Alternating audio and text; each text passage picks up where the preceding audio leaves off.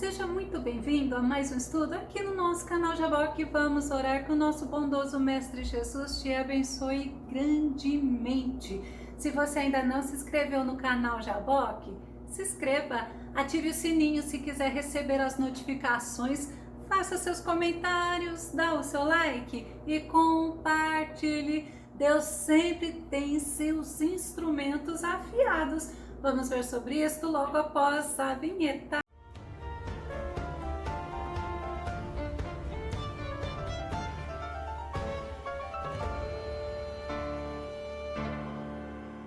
E muitas vezes esses instrumentos de Deus são ignorados pelos homens. Muitos acabam não conhecendo a contribuição destes homens para o reino de Deus. Vamos ao nosso tema. Ananias, um instrumento de Deus. O nosso texto base está em Atos capítulo 9, verso 10, que diz: E havia em Damasco um certo discípulo chamado Ananias, e disse-lhe o Senhor em visão: Ananias. E ele respondeu: Eis-me aqui, Senhor. Glória a Deus, que disponibilidade para falar com Deus, para ouvir a voz de Deus. Ananias significa Deus é gracioso, Deus é misericordioso, também pode significar Deus é proteção ou protegido do Senhor. Todos estes significados são lindos, são maravilhosos, e é o agir de Deus com o povo dele, porque Deus é gracioso com o povo dele,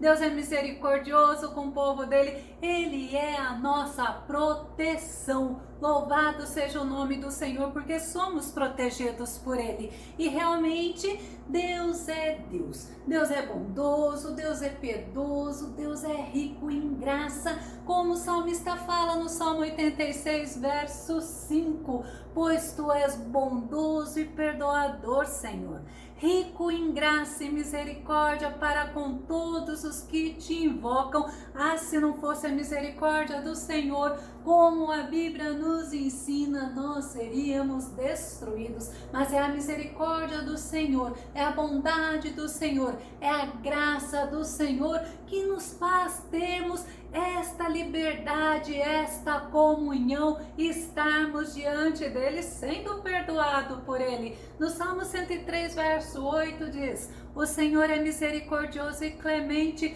lento para a cólera, mas paciente, generoso em seu amor. Este é o nosso Deus. E Ananias, ele foi este instrumento de Deus. Ele foi um homem muito importante na vida, sabe de quem? Do apóstolo Paulo. Após o encontro de Paulo com Jesus Cristo lá no caminho de Damasco, Atos capítulo 9, verso 3 a verso 5, que fala: E indo no caminho, aconteceu que chegando perto de Damasco, subitamente o cercou um resplendor de luz do céu, e caindo em terra, ouviu uma voz que lhe dizia: Saulo, Saulo, por que me persegues? E ele disse: Quem é, Senhor? E disse o Senhor: Eu sou Jesus a quem tu persegues. Olha só ainda a mensagem do Senhor para ele: Duro é para ti recalcitrar contra os aguilhões. Saulo era o nome em hebraico de Paulo. Paulo já é o nome grego que a gente vê no decorrer dos nossos estudos. Mas Paulo, antes desse encontro com o nosso Jesus, ele era uma ameaça aos cristãos. Ele era uma pessoa muito cruel, mas ele era muito zeloso pelas coisas de Deus. Atos capítulo 9, verso 1 e verso 2, nos mostrando como Paulo era. E Saulo, respirando ainda ameaças e mortes contra os discípulos do Senhor, dirigiu-se ao sumo sacerdote e pediu-lhe cartas para Damasco, para as sinagogas, a fim de que se encontrasse alguns deste caminho, quer homens, quer mulheres, os conduzisse presos a Jerusalém. Mas esse encontro de Paulo com o nosso Jesus teve resultados espirituais, mas também teve resultados físicos, como nós vamos ver em Atos capítulo 9, verso 8 e verso 9. E Saulo levantou-se da terra e, abrindo os olhos, não via a ninguém. E guiando-o pela mão, o conduziram a Damasco, e esteve 3 dias sem ver, e não comeu e nem bebeu. Olha que interessante, aquele homem que antes era uma ameaça à integridade física de todos aqueles que serviam a Cristo, agora foi transformado num servo de Cristo. E uma das características muito marcantes da vida de Paulo foi a obediência dele ao Senhor, o zelo dele pelas coisas de Deus. Mas nesse novo caminho, ele precisou ser amparado, ele precisou ser acolhido e curado. E Ananias, ele recebeu de Deus uma missão. Mas é interessante que Ananias, ele era um homem que, quando o Senhor falou com ele, ele atendeu o Senhor prontamente. Atos capítulo 9, verso 10, a parte B. E disse-lhe o Senhor em visão: Ananias? E ele respondeu: eis-me aqui, Senhor. É o nosso texto base. Eu gosto muito de mostrar para você, porque nós estamos constantemente nos distraindo com as coisas desta terra e nós deixamos de ouvir o Senhor falando conosco. Mas quando o Senhor chamou a Ananias, Ananias respondeu: eis-me aqui, Senhor, prontamente. E Ananias, ele deu atenção ao chamado do Senhor. Atos capítulo 9, verso 11. E disse-lhe o Senhor: levanta-te e vai à rua chamada direita e pergunta em casa de Judas por um homem de Tarso chamado Saulo. Por isso que é Saulo de Tarso. Saulo, nome de Paulo no hebraico, e Tarso, a cidade de onde ele era. Ainda continuando o versículo, olha o que o Senhor falou para Ananias: pois eis que ele está orando. Aquele homem arrogante, aquele homem prepotente, teve um encontro com o nosso Deus, estava lá orando. E Ananias era um homem que o Senhor havia escolhido para uma missão especial. Atos capítulo 9, verso 12. E numa visão, ele viu, está falando que Paulo estava vendo em uma visão que entrava um homem chamado Ananias e punha sobre ele a mão para que tornasse a ver. Aquele encontro de Paulo com Jesus lá na estrada de Damasco teve a consequência física que ele ficou cego, mas Ananias, ele foi um homem sincero com o Senhor. Deus havia mostrado para Paulo em visão que Ananias estava indo lá, e quando o Senhor falou isso para Ananias, na sinceridade dele, ele falou para o Senhor, ele demonstrou ao Senhor que ele estava receoso, que ele estava com medo. Atos capítulo 9, verso 13. E respondeu Ananias: Senhor, há muitos ouvir acerca deste homem, quantos males tem feito aos teus santos em Jerusalém. Paulo, ele tinha uma fama, e era uma fama de alguém não muito querido, principalmente pelos cristãos. Nossa, assim como Deus mostrou para Paulo que Ananias iria lá, nós também somos conhecidos pelos nossos atos, nós somos conhecidos pelo Senhor. E quando Ananias, ele fala para o Senhor: eu ouvi muito acerca deste homem, quantas coisas ruins ele tem feito aos teus santos. Nós podemos entender que Paulo, ele não tinha uma fama boa, ele tinha uma marca, e esta marca, quando ele se encontrou com o Senhor perdoou, mas os homens ficaram receosos, porque ele era um homem que tinha feito muito mal aos cristãos. E após a conversão dele, foi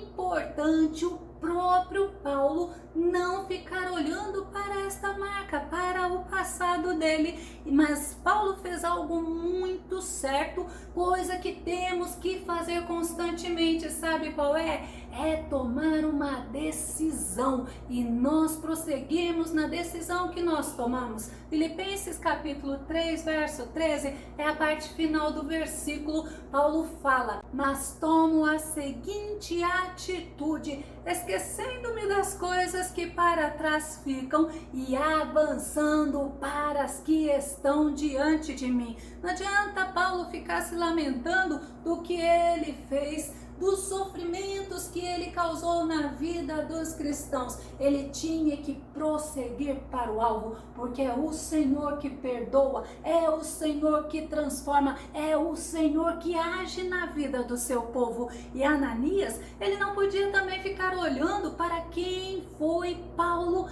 Ao contrário, ele tinha que estar olhando para o que o Senhor havia mandado ele fazer. Ele poderia estar com receio, com mágoa, com medo, mas ele tinha uma ordem de Deus. Ele tinha que obedecer a Deus, mesmo sabendo da autoridade e do prestígio que Paulo ele tinha com aqueles sacerdotes. Atos capítulo 9, verso 14, que diz: e aqui tem poder dos principais dos sacerdotes para prender a todos os que invocam o teu nome. É lindo a gente entender que isto é oração, é nós falarmos com o Senhor. O Senhor sabia de tudo que Ananias estava falando, mas Ananias, ele estava se posicionando, ele estava se derramando, ele estava falando para o Senhor aquilo que estava no coração dele, mas Ananias, ele precisava obedecer. Tem momentos que o Senhor, ele também nos dá ordem clara e nós precisamos somente obedecer. Mas o Senhor Todo-Poderoso, misericordioso, ele revelou a Ananias os propósitos dele na vida de Paulo. Atos capítulo 9, verso 15 e 16, que diz: disse-lhe, porém, o Senhor: vai, porque este é para mim um vaso escolhido para levar o meu nome diante dos gentios e dos reis e dos filhos de Israel, e eu lhe mostrarei quanto deve padecer pelo meu nome. O Senhor, ele falou para Ananias os propósitos que ele tinha para Paulo, porque Deus é bom, porque Deus é misericordioso, porque a função de Ananias era somente obedecer à voz de Deus. E Ananias, ele entendeu que o Senhor Todo-Poderoso havia transformado o coração daquele homem, porque todas as coisas são possíveis para o nosso Deus, assim como o anjo Gabriel disse para Maria. Lucas capítulo 1, verso 37, que diz: porquanto para Deus não existe nada que lhe seja impossível. Mas aí tem a função. Será que você pode crer que para Deus não há impossível? Porque quando o Senhor fala conosco, a nossa obrigação é crer, a nossa obrigação é obedecer. Mas Deus também havia dito para Abraão isso. Gênesis capítulo 18, verso 14: acaso existe algo extraordinário demais para Yahvé? Nesta mesma época de primavera, no próximo ano, retornarei à tua presença e Sara terá um filho. Não há impossível para o Senhor, mas há um momento certo do Senhor agir. Nós que nos precipitamos, até mesmo por sermos humanos, tem momentos que não aguentamos o sofrimento, que não aguentamos passar pelas coisas que nós estamos passando, mas nos colocando nas mãos do Senhor, Ele cuida de cada um de nós e age a nosso favor. Mas também quem fala que para Deus não há impossível é o profeta Jeremias. Jeremias capítulo 32, verso 17, que diz: ó eterno meu Deus, tu que fizeste os céus e a terra com teu grande poder e com teu braço estendido, nada é impossível para ti. E voltando a Ananias, ele creu que o Senhor havia mandado ele fazer e que Deus já havia trabalhado no coração daquele homem que antes do encontro lá em Damasco era um homem que era uma ameaça para os cristãos. E a prova de que ele creu foi quando ele entrou lá onde Paulo estava.